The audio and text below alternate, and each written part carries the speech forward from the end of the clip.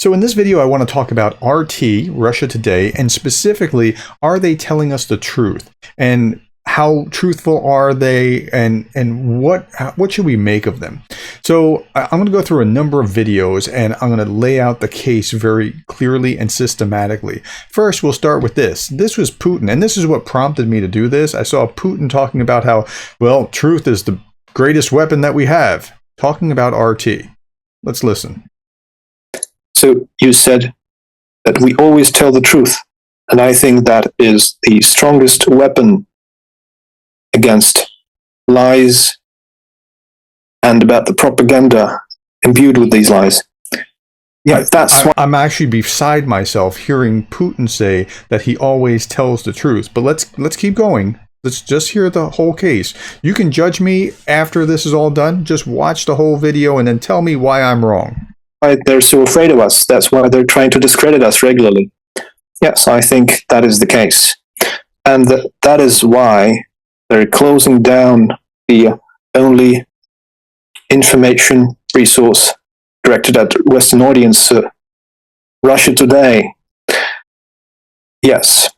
Okay, he's talking about how in the West they won't allow Russia Today, and there's a reason for that, and I'll show you that. But I don't believe that Putin believes this. I'm looking at his face and just going, I know he doesn't believe that Russia Today is speaking the truth. I think he believes that there is no truth and that whoever's truth they can push is going to be the prevailing narrative. And I think that goes back to his KGB days. Let's finish this. They're constantly creating barriers and closing its offices. They're afraid of truth, and they're pressuring your colleagues from Western countries working for Russia Today. Okay, they're afraid of truth. I don't think that they're afraid of truth. I don't think that that's what's going on. Okay, so what is going on? This is factual. Is RT a reliable news source? And RT has a particular method. Factual has a particular method. Factual analyzes more than 10,000 news stories every day to help readers find the most informative, least biased articles. Our news rating algorithm scores each article along 4 metrics. Cited sources and quotes, that's important. Publication history, that's less important. Writing tone, that kind of shapes how things sound.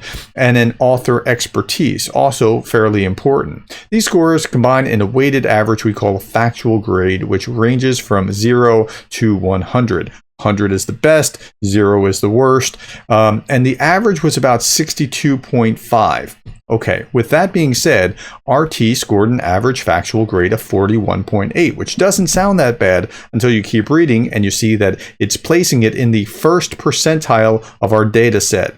First percentile is the lowest percentile next to 0. Okay, so it is that bad. This is the 3rd lowest score for any site that we've analyzed. Wow. Okay, so this is what it looks like, their map of different news organizations, and you see the most factual are things like Fact Check, you would hope, and Smithsonian Magazine. So who is least? Now, if you go top to bottom, that is most factual to least, and this is tone. So the tone out here would be ABC News trying to keep a moderate tone. RT News. RT News is the 3rd lowest. It's absolutely amazing to see. Okay, so let's keep going. Now, how does propaganda actually work? I put this out in my community. This video was absolutely awesome. It was Ryan Macbeth, and I'm not even going to try to do a response where I amplify it because I can't say it any better than he did. But I'm going to show you a brief 20-30 second clip of it to explain the next point. So let's hear Ryan. Now, you know how I've often said that Russian propaganda has 3 phases.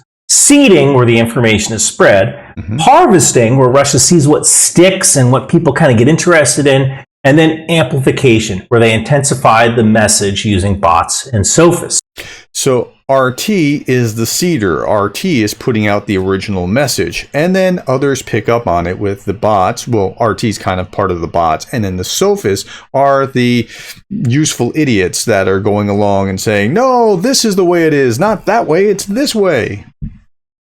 And by the way, a bot is an inauthentic account. It doesn't necessarily mean it's an electronically managed account. This account might be managed by several actual people who are being paid to spread disinformation. This is where disinformation tends to come from. A sophist is an authentic account that is responsible for amplification, either knowingly or unknowingly. Knowingly or unknowingly amplifying the message. This is Jackson Hinkle doing it. Knowingly or unknowingly, I don't know. Why do you hate Russia? Now I'm going to mute this and just read what it has to say. Why do you hate Russia? Russia helps allies during World War II. Russia, France, and UK guys were allies in World War I. Helped defeat the empire of Napoleon. Really hate Russia, or have you been fed a load of lies from the main propaganda liberal press in the United States? So that's what he's saying, is that you've been fed a load of lies. Now, we're going to come back to that point in just a little bit.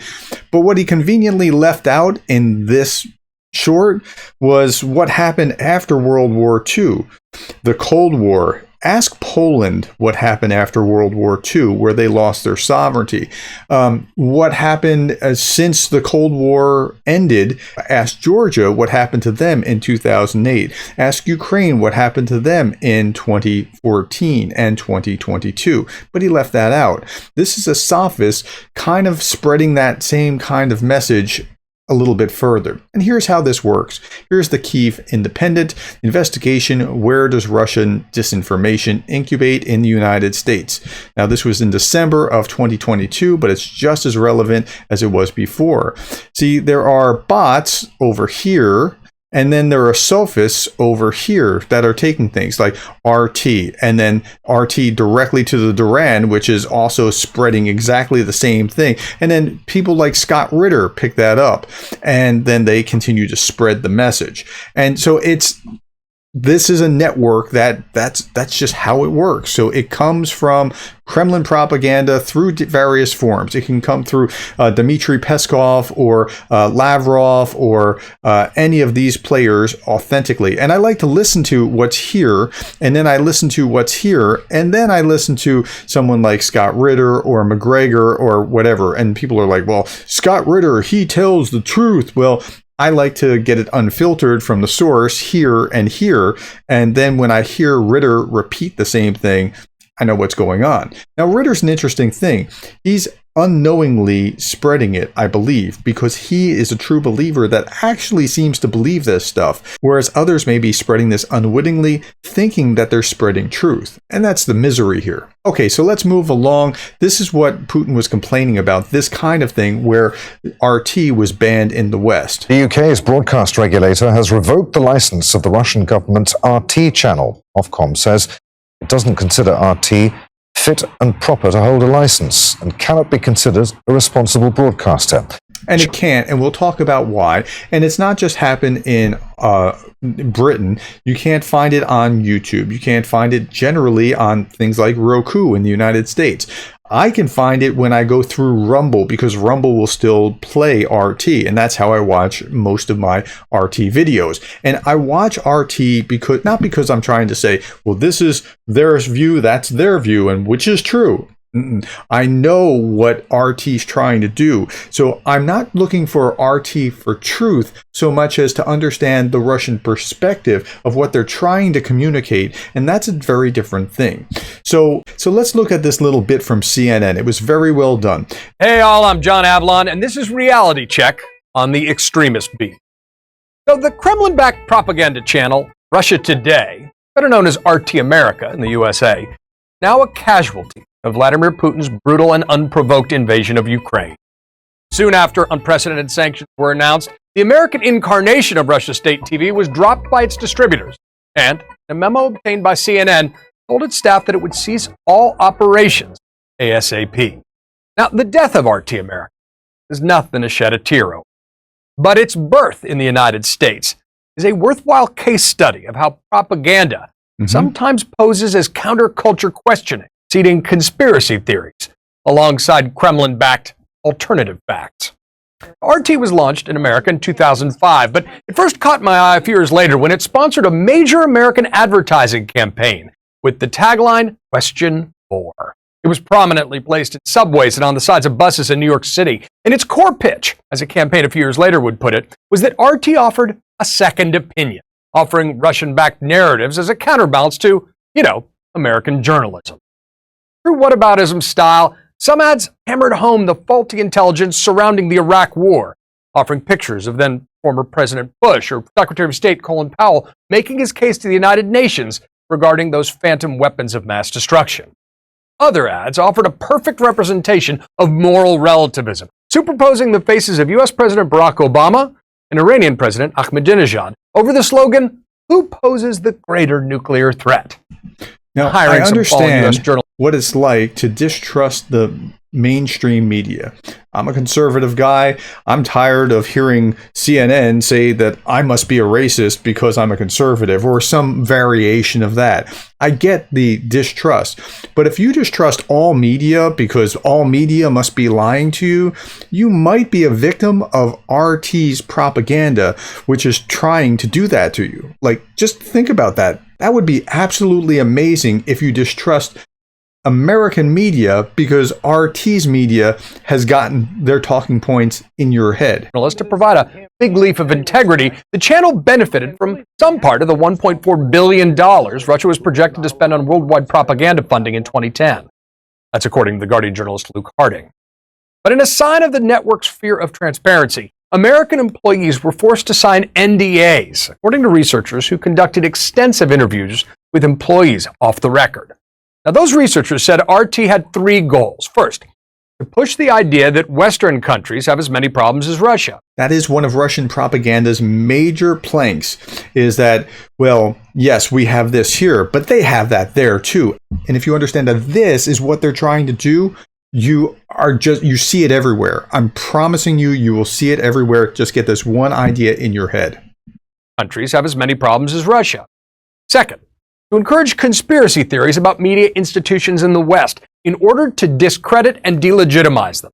And those that are listening to Ritter and the Duran and the Dive and all this other alternative media, it might be because you've imbibed this number two, encouraging conspiracy theories about the media institutions in the West in order to discredit and delegitimize them. And third, to create controversy, make people criticize the channel because it suggests the channel is important. An approach that would particularly help RT managers get more funding from the Russian government. Now, it doesn't matter if they're talking good about you or bad about you, but if they're talking about you, that's what's important. And if they're getting a lot of flack, their masters in Russia will look at that and go, wow, you must be doing something right. Now, again, the point isn't to substitute this is truth and that's not. The point is to simply cause chaos and cause people to not know what's up and what's down. And they're doing that very, very well. Now, this was a blueprint that proved successful, at least in increasing its reach on social media and YouTube, especially when its narratives were adopted by elements of the alt-right and far left. Did you hear that? By elements of both the alt-right and far left. It's not just about this side or that side. If you can get both of these guys dysfunctional and arguing with each other, that's great. You won. But there were cracks in the station's strenuous defense of Russia, like when anchor Liz Wall resigned on air in protest of Putin's 2014 invasion of Crimea. Good on her. And that is why personally I cannot be part of a network funded by the Russian government that whitewashes the actions of Putin. I'm proud to be an American and believe in disseminating the truth. And that is why, after this newscast, I'm resigning. Eventually, the weight of hypocrisy proved too much to bear, especially when faced with the lies that preceded the brutal invasion of Ukraine. But there's still a lot to learn from how RT helped seed Russian propaganda and conspiracy theories that were designed to divide America via useful idiots on the far right and far left. Here with me to discuss this and more, CNN media correspondent Oliver Darcy. Oliver, you have covered RT extensively. I do want to focus on how it pitched itself to the American people, because it seems to me it was an earlier adopter of not just the counterculture questioning model, but seeding conspiracy theories that would resonate intentionally with the far right and the far left. Kind of coalition strategy that's had a deep impact on American politics recently. Yeah, John, it was a brilliant campaign that they launched and initiated in the United States. And I think at the core of the campaign was really questioning U.S. institutions, which, journalists are always questioning U.S. institutions and the government and holding them accountable. But RT's perspective was that American, or at least their sell to the American public, was that American media outlets are basically in the tank for the U.S. government, and we're not. We're going to give you the other perspective. And when you listen to Redacted and the Duran and Scott Ritter and all these other guys, they say this repeatedly. You can't trust the mainstream media. If I had a nickel for every time I heard somebody talk bad about the mainstream media, I'd be a very rich man. Now, here's the thing. We're watching CNN. I don't trust CNN, but there's at least some truthfulness in CNN. You might have to ferret it out past the narrative, but that's there. In RT, all bets are off. Same thing with Fox News. You might not believe this, but when you watch Fox News, I mean hard reporting, you can discount the opinion on either CNN or on Fox News. But if you're watching hard news from either CNN or Fox, there's truth in there, even if there is some narrative that's shaping it one way or the other. It's not like that in RT.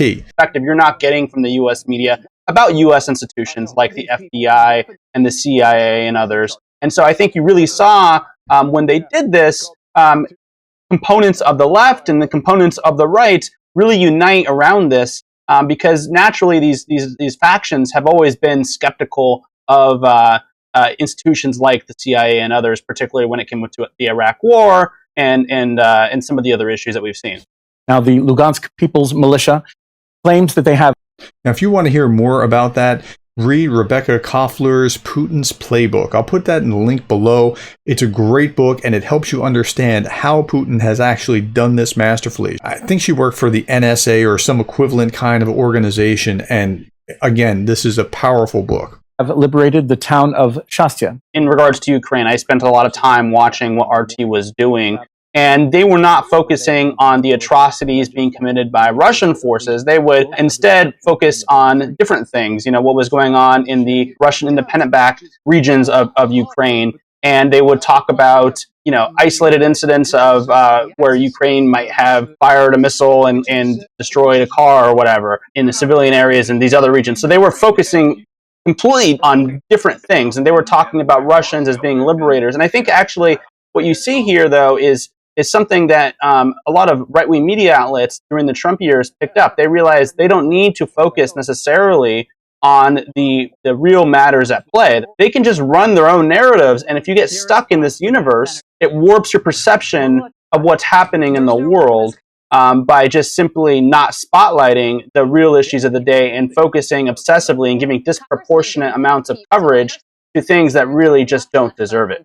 And now I'm going to also add to that I think that both the right and the left, because they're choosing the stories that they want to focus on, do pretty much the same kind of thing with talking about what they think is important as opposed to what actually may be important issues. And this is a common thing, but at least even while they're talking about that, they're at least dealing with some facts. Triangulate, get a sense of what's going on. Last thing I want to show you is this. This is Wikipedia about RT America. Now, RT America is no more, but RT still exists. This was just an extension. But I want to show you some of these things about how truthful RT is. In 2017, David Z. Morris wrote in Fortune that, quote, in its early years, RT provided a platform for various fringe theories or simply false narratives in American public discourse, according to an unnamed social network analyst interviewed by the New York Times. RT is not simply a platform for right-wing agenda. Rather, it fuels fringe viewpoints across the political spectrum, providing grist for libertarian, far-left, and anti-globalization factions as well. I think that's a very fair understanding of it. James Kirchick wrote in the Washington Post that the channel was, quote, not a news service in any meaningful sense of the term. It's propaganda. I watch it and I show it to show you what the Russians are trying to project, not because I think that it's true in any meaningful sense. A 2017 report by the United States intelligence community characterized RT as the Kremlin's principal international propaganda outlet. In its early years, RT provided a platform for various fringe or simply false narratives in American public discourse, with the guests on the network arguing that the 9/11 attacks were a CIA conspiracy and that Osama bin Laden's death was faked. Have you ever heard these things before? Have you ever thought about tracing these back to Russia trying to undermine America's trust in American institutions? According to him, RT America has been more likely to highlight legitimate but marginalized political perspectives and further blurs the line between propaganda and commentary. Okay, that's what RT is trying to do.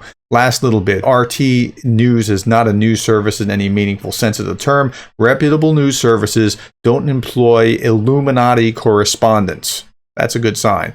RT has no regard whatever for basic journalistic values like objectivity and the pursuit of truth, nor were they set up or designed to be. The system that you have is perfectly geared to give you what you're getting, and if RT is giving you this, it's because it's designed to give you that. Okay, that's RT in a nutshell. I hope that helps you understand what RT is, why it's important to understand, and I want to encourage you to listen for these kind of talking points. When you're listening to a commentator on YouTube, are they pushing the idea that Western countries have as many problems as Russia, or are they encouraging conspiracy theories about the media in the West, that you can't trust the mainstream media? If so, that might have been seeded by RT, and the people that are saying it now are the sophists that are repeating and spreading the message like the flu. Okay, thank you for your time. Thank you for the likes. Thank you for subscribing. I'll be back tomorrow. Thank you more than anything for being the kind of person that cares about Ukraine.